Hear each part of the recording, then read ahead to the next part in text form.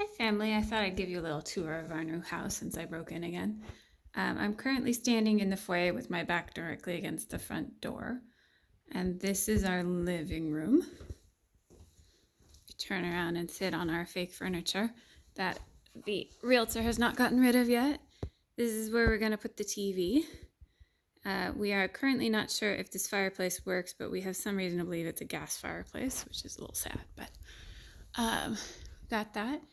And then here is our dining room. I'm already contemplating what art I'm going to put here.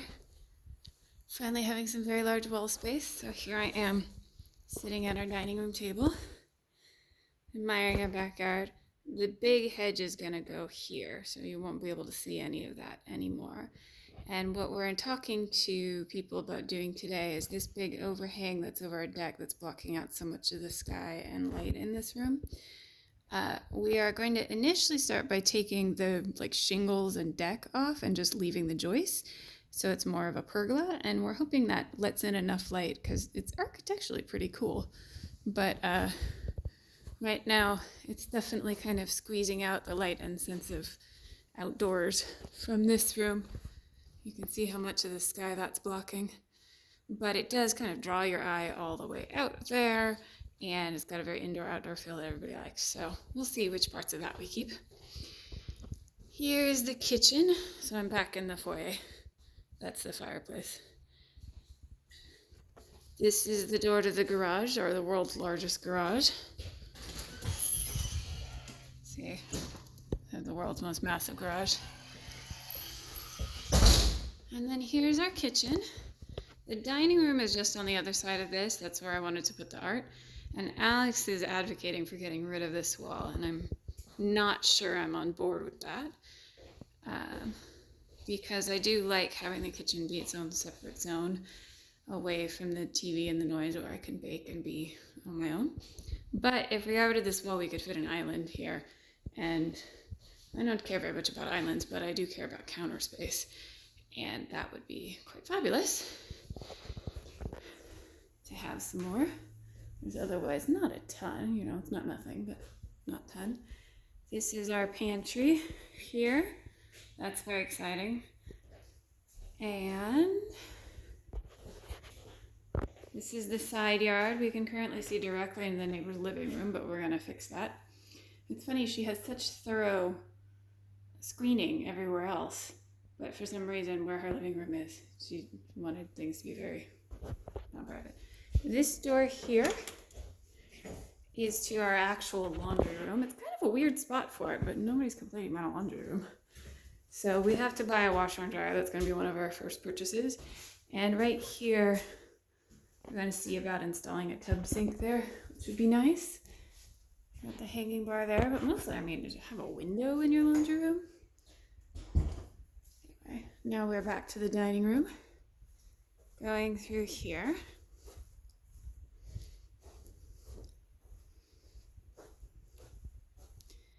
This is going to be Alex's office. We're going to get the popcorn ceilings removed before we move in. And here's the window. It's not the most fabulous view, but Alex does not care about these things, and therefore he got nominated to have this office. So huzzah for having an amenable husband. Here we are. This is the master bedroom. You can see how light and bright it is in here compared to the living room. It's because there's no massive overhang. The backyard currently leaves something to be desired, but there's tons of space. We'll have a big hedge over there, and this will be the flat grassy area to run around. Right now this is where all the vole and gopher holes are, should you be excited to see that. So spinning around so you can see the full effect. There's the bed. I'm currently standing in the closet. It's kind of a weird situation, the closet. There's this sliding mirror thing here, and then another closet on this side, but it's not enclosed. So it's like a walk-through closet, but also just enclosed. Here's our master bath. I totally love this glass brick. When you're in here, it sort of feels like you're under a waterfall or something. And it's all light and bright. I'm sure it's freezing because it's all open with just this glass panel here. But we'll fix that eventually. It's also stepped down, I just noticed. How funny. Anyway, that's the master. This is like Band-Aid color, everything. I can't say that's my favorite, but all things we can live with. It's again, nice, light and bright. We've got 2 linen cupboards here. They're the only ones in the hallway, and they flank this double door entrance to the master bedroom that we have. It's kind of odd, but, and then this is gonna be very loud, I'm sorry.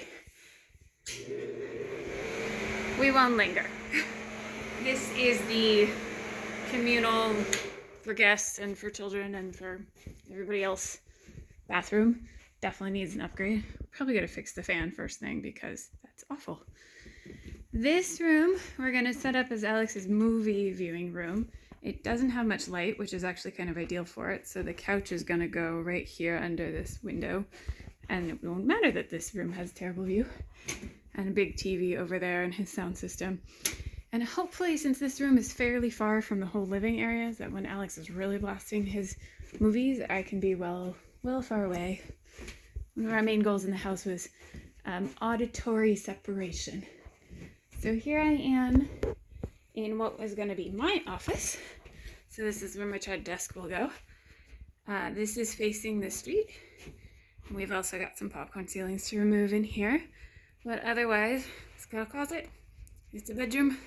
My desk is probably going to go right here. So I'll get some light.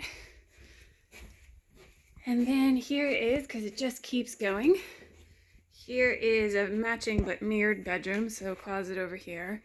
Same window, about the same size. So this will be our guest room initially. And if we get foster kids, we'll put them in this room. And if we get enough of them, then Alex will lose his movie room, but don't tell him that. And that's kind of the full tour. I'll take you to the backyard. It really is so lovely on this deck. It would be no reason not to keep it, except it comes at the expense of everything else. So the house is so much darker because of it. And then, but you can see if you're sitting out here, aside from when the sirens are going, it's really quiet and really pretty and serene. But this deck is so large that it kind of juts out dead center into the yard. So even though we have tons of extra yard space, you kind of feel like this is the whole yard when you're here right now. Your eye just stops dead at these plants. And there's, sorry, I just walked into a window. Haha. Surprise ending. You can see your eye doesn't get to go very far. And as the landscape lady yesterday said, it's just not very inviting. It like come beyond this area. But there is tons of room actually beyond this area. So we have this whole space here. We're gonna have to fix the drainage in this area. It's got a big dip in the middle of it, so everything's kind of running to the house. But you can see there's all this space. You see all the holes here. These are gopher and vole and mole holes, and there's 4,700 of them. And the reason we have so many rocks out here, apparently the rodents kick them up for us. So, got that. We're going to remove this big stick bush, and we're going to remove the birds of paradise because I think it looks evil. And keep the pretty berry bush. And then, unfortunately, we have to lose this tree. Apparently it's diseased, and these particular trees are kind of renowned in not a good way in Half Moon Bay for having a ton of them planted a long time ago, and then they all get the same disease, and because of their shallow roots, then they fall over. So we're going to take out that tree, and behind it there is an ornamental plum tree that normally has red leaves, but it's being kind of choked by the tree that's going to fall anyway. So the landscape lady says if we get rid of the tree that will fall, the ornamental plum should be pretty nice. And there's another privacy tree behind that anyway. Over here in the jungle, there's the deck. So we've got some juniper bushes too, Mom. And the landscape lady told me that junipers are good places for critters to live, and I thought, no wonder Thumpy loved them. And here's our side area. This staircase that very carefully has railings and nothing else has railings made me laugh. It's just sort of off by itself like an art installation.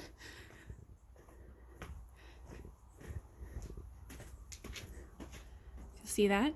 And then there's also this unusual landscape lady says she thinks it's homemade like drainage channel that was set up. Probably another good sign that we need to redo the grading on this, because if there was that much of a drainage issue, that somebody built that, probably makes sense. And then we have this big tree, which we're supposed to thin it out a little bit so it won't drop branches on everything, but quite well established. And I'm gonna wind back in the living room and attempt to not walk straight into the glass door again. So, the end.